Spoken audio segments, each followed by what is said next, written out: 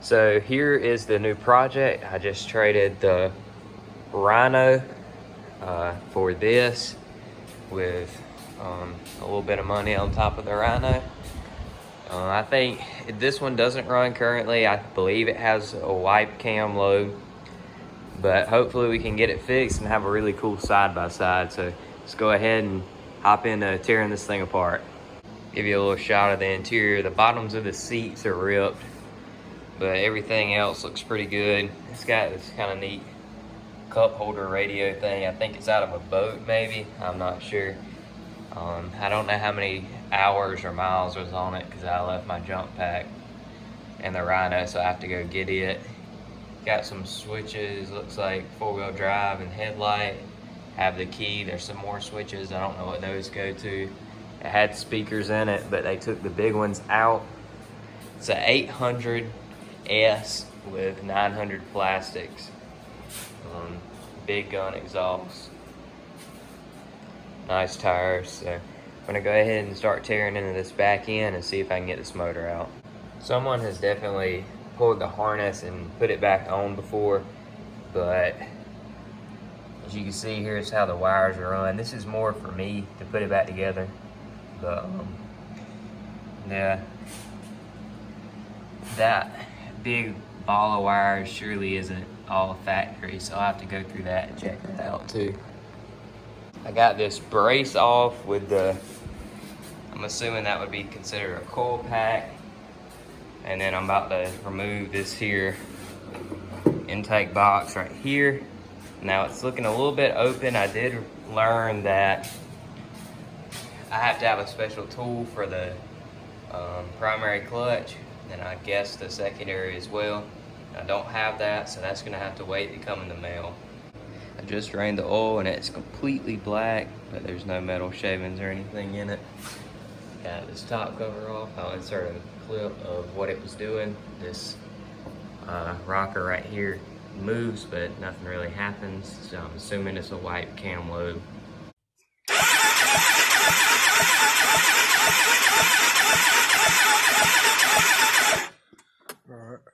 Now the rockers are off and the push rods. It was actually this one that was the loose one. So yeah, I'm expecting the cam to be bad right here, and I guess we'll keep tearing into this and I'll pull the head off next. These bolts are crazy tight. So I just got the head off and there's all kinds of buildup on the pistons here. So that's really bad. Like it comes off on your fingers, so I guess I'll keep tearing into it and see what in the world this is. Can you spot the issue? On the right's the good lifter, and on the left is the bad one. And it's like ovaled out, and it's actually a good bit shorter too.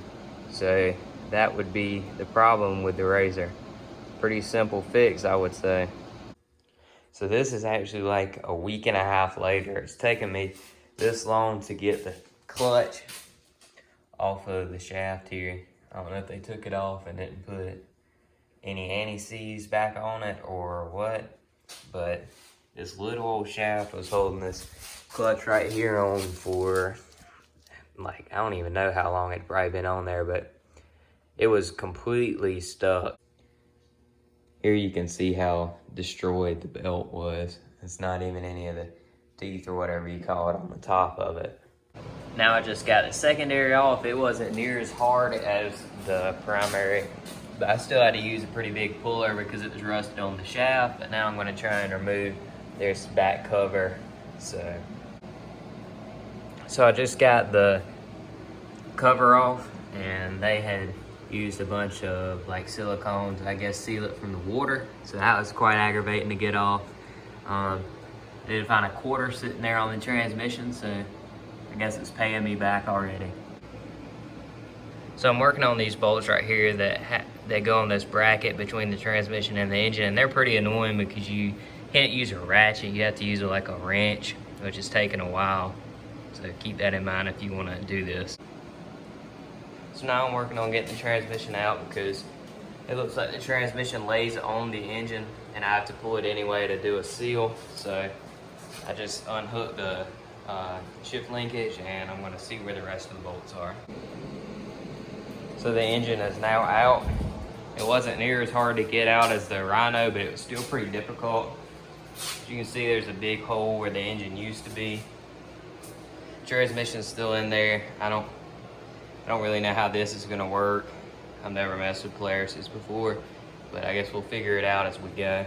So if you made it this far in the video and this is your first time watching one of these videos, be sure to hit the subscribe button below. I'm trying to make it to 600 subscribers by the end of the month, so that would really help me out.